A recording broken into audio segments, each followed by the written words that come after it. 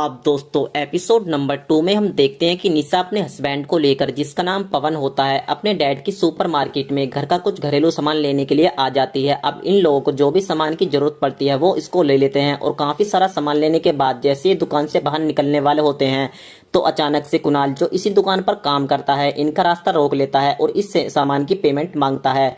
इस बात को सुनकर ये दोनों आग बबूला हो जाते हैं और कुणाल को बोलते हैं कि तू 2 कौड़ी का नौकर, तुझको पता है तू किससे बिल मांग रहा है। अब दोस्तों ये बोलता है कि मैं कोई भी सही, लेकिन जब तक तुम इस सामान की पेमेंट नहीं कर दोगे मैं इस सामान को तुम्हें नहीं ले जाने दूंगा। उसके बाद दोस्तों पवन को गुस्सा आ जाता है और वो कुणाल को जोर से थप्पड़ लगाता है। इस बात पर कुणाल को भी गुस्सा आ जाता है और जैसे ये इसको मारने वाला होता है तो अचानक से दुकान के सीनियर यहाँ पर आ जाते हैं और पवन को गलत काम करने से रोक लेते हैं और इसको यहाँ से भेज देते हैं।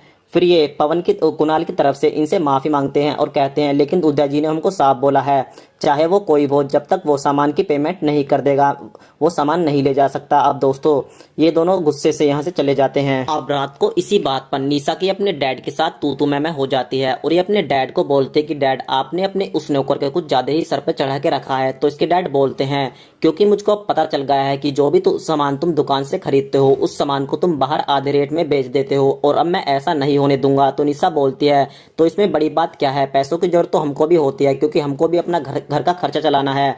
तो इसके डैड अपनी बेटी को बोलते हैं कि तुझको जितने पैसे की जरूरत है मैं तुझको दूंगा, लेकिन उसके लिए तुझे अपने इस हरामी पति को तलाक देना होगा क्योंकि जब से ये दुबई से आया है इसने एक पैसा नहीं कमाया और इसको अब घर पर बैठकर हराम की खाने की आदत पड़ गई है। इस बात पर निशा और भड़क जाती है और ये अपने पति के फेवर में ही बोलती है। अब ये अपने डैड को बोलती है कि डैड आपको शर्म आनी चाहिए, आप अपनी बेटी के सुहाग को उससे छीनना चाहते हैं। ठीक है, आज के बाद हम दोनों यहाँ पर कभी नहीं आएंगे, आप अपनी दुकान बेचकर हमें हमारा हिस्सा दे दीजिए। तो इस पर उदय जी बोलते हैं कि जैसा तुम सोच रही हो ऐसा कभी नहीं होगा।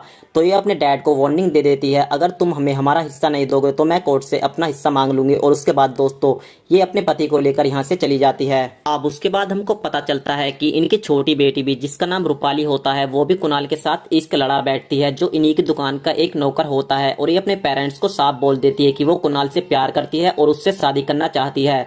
तो इसके डैड अपनी बेटी को बताते हैं कि वो अपनी बेटी की शादी ऐसे लड़के से कभी नहीं होने देंगे जो उनकी जात का ना हो। तो लेकिन ये भी जिद पर अड़ जाती है और बोलती है कि वो शादी करेगी तो सिर्फ कुणाल से। अब इसके डैड को गुस्सा आ जाता है और वो इसको वार्निंग दे देते हैं कि अगर वो इनके फैसले के खिलाफ गई तो वो अपनी जायदाद का इसको एक 40 कौड़ी भी नहीं देंगे। उदय जी पूरी तरह टेंशन में आ जाते हैं और अपनी दुकान को पूरे 20 लाख रुपए में बेचकर अपनी दोनों बेटियों को उनका आधा हिस्सा देकर चैन से जिंदगी जीने का फैसला ले लेते हैं। फिर इतने में पता चलता है कि रात को उदय जी और इनकी बीवी, जी इनका नाम उषा होता है, उनका कत्ल हो जाता है। और दोस्तों कहानी का एपिसोड नंबर 2 भी यहीं पर समाप्त हो जाता है।